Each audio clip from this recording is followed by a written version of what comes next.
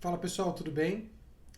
Ao longo dos últimos vídeos eu venho discutindo com vocês sobre como o entendimento da relação entre dor e movimento tem mudado nas últimas décadas, e principalmente como isso tem impactado o nosso entendimento sobre os mecanismos de ação das abordagens baseadas em exercício e baseadas em, supostamente, princípios de controle motor dentro da fisioterapia musculoesquelética.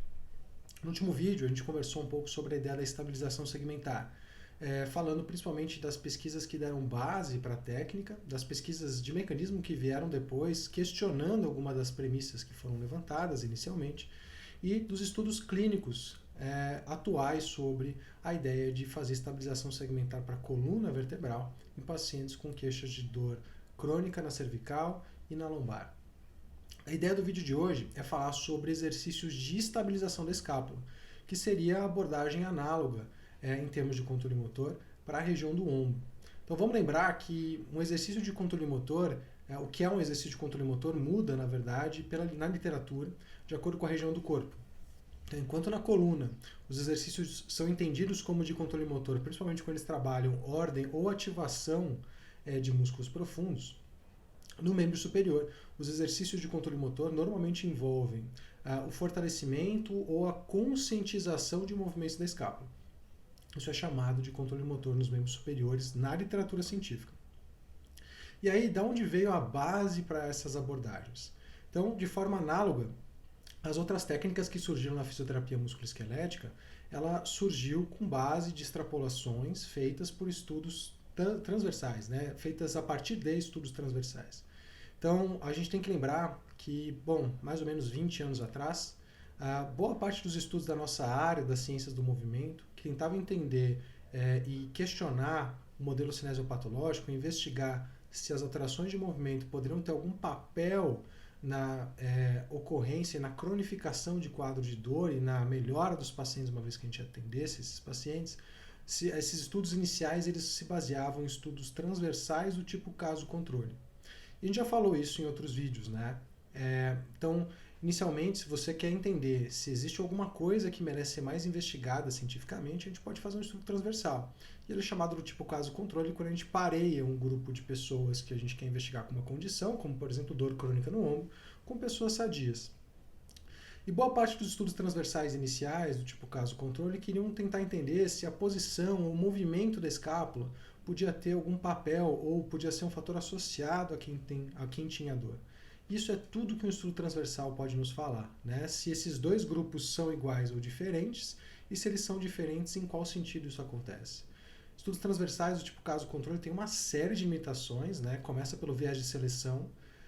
As pessoas que têm alguma condição normalmente tendem a ter mais comorbidades, que não são normalmente ajustadas só quando você pega pessoas da mesma idade. Mas a ideia realmente é levantar hipóteses, né? Os estudos transversais e observacionais são feitos para levantar hipóteses. Então, o que os primeiros estudos que foram feitos para pacientes com dor no ombro começaram a sugerir era que, de fato, parecia que os grupos eram diferentes. Parecia que quando a gente falava da posição da escápula, do movimento da escápula, os pacientes com dor crônica no ombro tinham algumas diferenças com quem não tinha dor e que essas diferenças tinham alguns sentidos específicos, né? Inicialmente falava-se muito da rotação para cima da escápula, da posição em tilt anterior mais fixada em mais tilt anterior, de algumas alterações de recrutamento eletromiográfico. E boa parte dos estudos iniciais do tipo caso-controle foram obtendo esse tipo de achado. É interessante a gente falar que nesse tipo de estudo, achar uma associação não quer dizer causalidade. Na verdade, a gente nem tem muito como saber se as variáveis estão de fato relacionadas ou se isso é uma correlação espúria ou ao acaso. Porque eu posso, de fato, falar que a dor causa uma alteração na posição e movimento da escápula, que a alteração no movimento da escápula da posição causa dor, que uma terceira variável que a gente não está controlando causa ambas, ou que elas estão ali ao acaso, né? E a gente precisaria de mais estudos com melhor qualidade metodológica para poder falar sobre isso. Bom, ao longo do tempo, mais estudos começaram a aparecer. E alguns estudos biomecânicos com principalmente metodologias de análise estatística mais avançadas começaram a mostrar que, de novo, né, parece que de fato os pacientes com dor crônica no ombro têm algumas diferenças quando se trata de pacientes sem dor crônica no ombro. O grande problema é que desses estudos transversais do tipo caso-controle, dessas diferenças encontradas, foram extrapolados um entendimento para a população, né, para pacientes, um entendimento de causalidade e do que teria que ser feito para que os pacientes melhorassem. Então, uma posição maior em tilt anterior da escápula foi assumida como encurtamento do peitoral menor. Testes foram desenvolvidos para verificar a ocorrência desse encurtamento e tratamentos voltados para o alongamento do peitoral menor foram propostos com base na justificativa de que essa posição da escápula poderia mudar o espaço subacromial e isso ao longo do tempo poderia gerar uma sobrecarga tendínea que iria gerar dor. Isso nunca foi provado, isso nunca foi testado. Isso foi uma extrapolação feita a partir de estudos transversais do tipo caso controle. Outros estudos começaram tentando também, né, a extrapolar informações sobre a cinemática e o movimento da escápula. Então, a falta de rotação para cima da escápula poderia ocasionar dor por uma mudança dinâmica do espaço subacromial, que iria gerar, então, uma sobrecarga nas estruturas ali que estão dentro do espaço, como a bursa subacromial e os tendões do manguito rotador. E aí, então, quem deveria ser o principal músculo a fazer esse papel? Bom, deveria ser o serrátil anterior, e aí isso significa que esses músculos estão fracos, né? Se eles não estão entrando, eles estão fracos, e o tratamento, então, para essa condição deveria ser o fortalecimento desses músculos, né? E a ativação desses músculos. De novo, né? Essa relação de causa e efeito das alterações de movimento com a ocorrência de dor e de que essas alterações de movimento aconteciam por conta de fraqueza ou encurtamento muscular específico, isso nunca foi provado nem investigado até aquele momento. E o fato é que propostas de atendimento baseados no alongamento e no fortalecimento e treinamento de músculos específicos da escápula foram desenvolvidas com base nesses estudos, né? E toda uma área foi criada, todo um conceito de reabilitação foi criado em cima disso. O ponto é que quando estudos de qualidade metodológica melhor começaram a serem realizados, começaram a acontecer, vários estudos começaram a questionar essas premissas de relação entre posição e movimento da escápula e a ocorrência de dor ou a melhora do paciente uma vez que eles são atendidos. Alguns estudos observacionais que acompanham os pacientes ao longo do tempo começaram a demonstrar que, aparentemente, o que a gente chama de discinese de escápula não parece ter relação com a queixa de dor do paciente ao longo do tempo. Outros estudos clínicos começaram a demonstrar que, primeiro, né, as abordagens específicas e focadas em tentar mudar padrão de escápula não parecem ser superiores aos exercícios gerais, ou seja, qualquer exercício que mexa na região do membro superior. De fato, fazer um treino de escápula mais um treino de manguito rotador, ou adicionar um treino de músculos periescapulares a um treino de manguito rotador, parece ser mais eficaz para reduzir dor e incapacidade do que treinar só um manguito rotador. Mas a questão é que a especificidade do treino não parece ser o fator.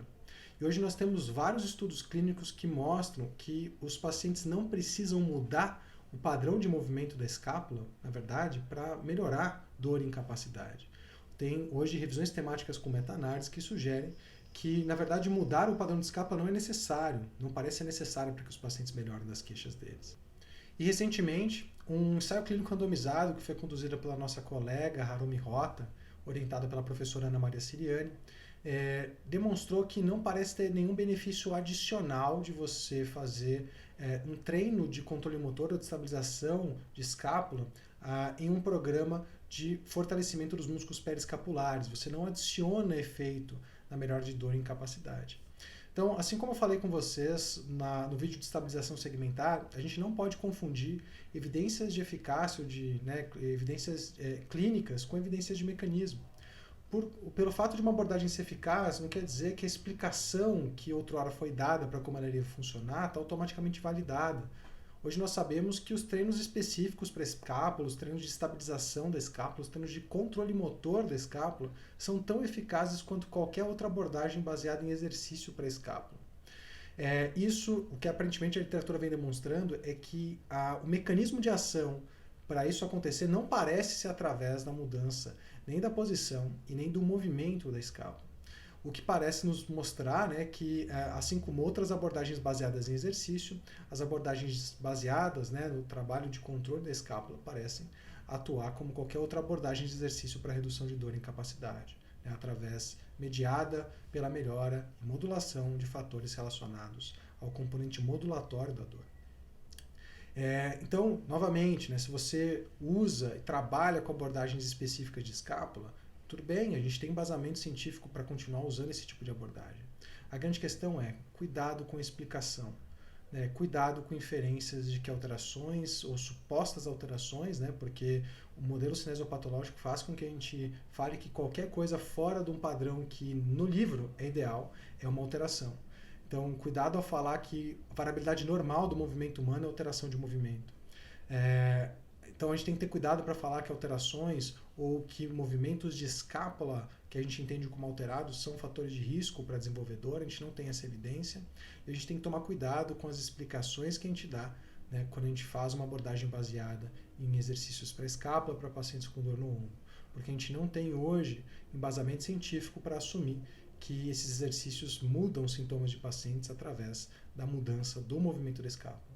Inclusive, hoje nós temos evidências mostrando que isso parece não acontecer, que as abordagens baseadas em, né, fortalecimento e movimento e controle motor da escápula não parecem mudar o movimento da escápula.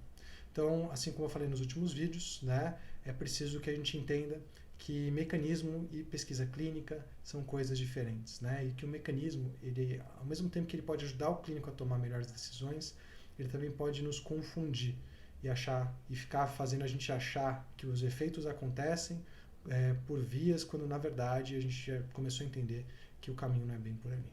Era isso que eu tinha para falar para vocês, gente, e obrigado.